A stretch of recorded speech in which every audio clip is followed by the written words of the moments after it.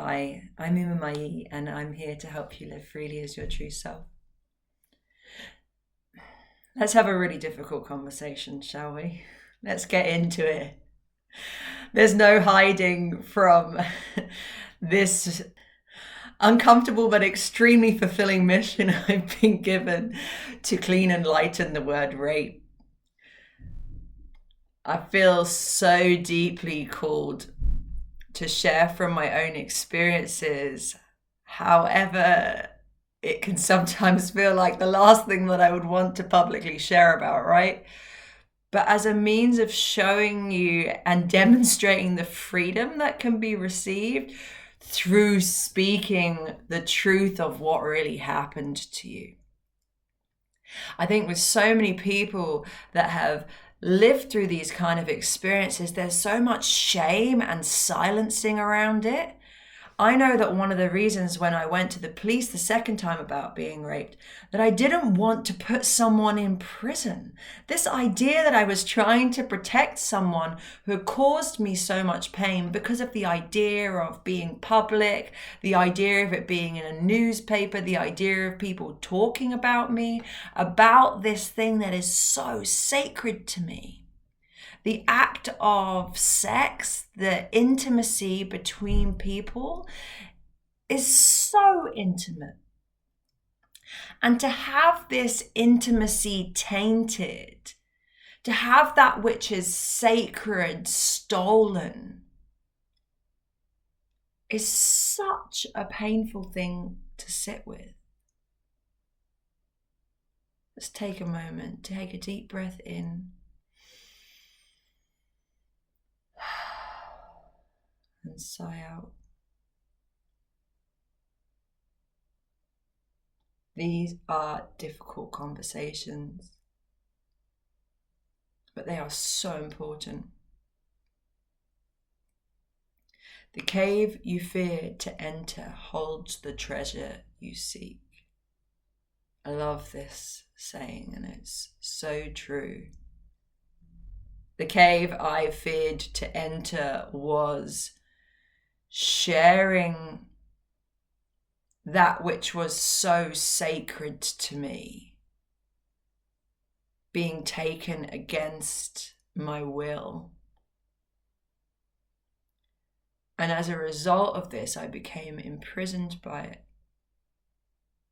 I was so terrified of all the emotions, to feel the scale of emotions that this kind of event in your life, all that this brings, that I resisted feeling it and tried to carry on like nothing had happened.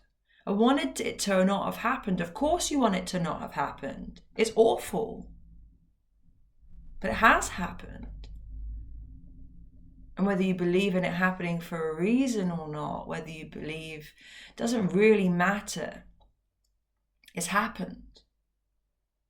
The only way to be free from it is to feel it, to not be afraid, to be with the reality of the experience. You know, it's said that trauma isn't the event itself, it's the emotional response that happens to it. And if you start to identify with that emotional response, whether it's a victim or even as a survivor, the identity of being a rape victim or survivor then dictates how you live your life, dictates the things you feel you can and can't do. It puts you in a box. And really, we're not here to survive. We're not here to be victims for sure. We're here to live. Here to experience the fullness of what it means to be human. And that means being able to allow the experience to move you. If it brings up deep sadness, let that sadness be seen. But there's a really subtle way and subtle shift that you can utilize to make this process less painful. And that is moving from the one who has experienced to the one that is watching the experience. So rather than the one who is the sadness, but to the one who is watching the sadness, a witness to it, as this beautiful, sacred seeing and observing the experience of being human, the experience of being alive. What happens to a person who has experienced this kind of thing? What emotions does that give rise to? Be the observer, not the experiencer. And I know this is so difficult when you have experienced something that is so heavy on you. An experience that is all consuming. But if you identify with that experience, then it imprisons you. You become the experience and you stay as that. In every present moment, you're not present because you're in the moment that hurt you. These are difficult things to open up to, difficult concepts when you're in that state of nervous system dysregulation, and you really do need support in moving through these experiences. You can't silence that which troubles you most.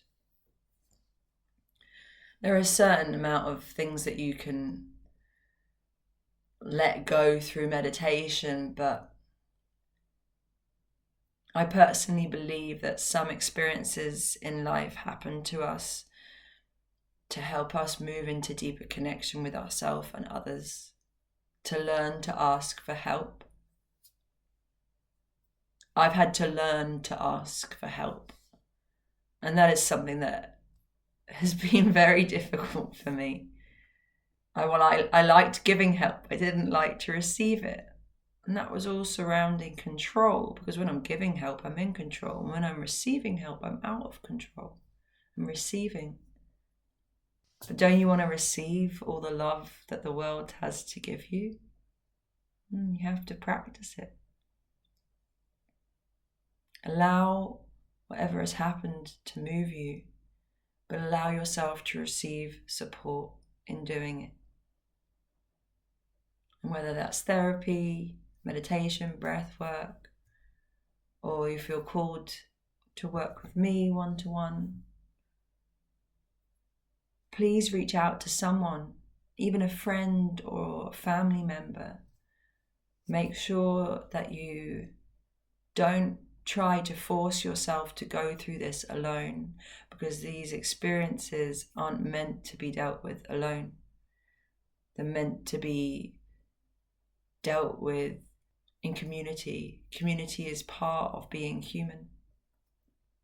I hope that this message can be received with love and help all those who need to hear it. You are not alone. Don't let it define you. Namaste.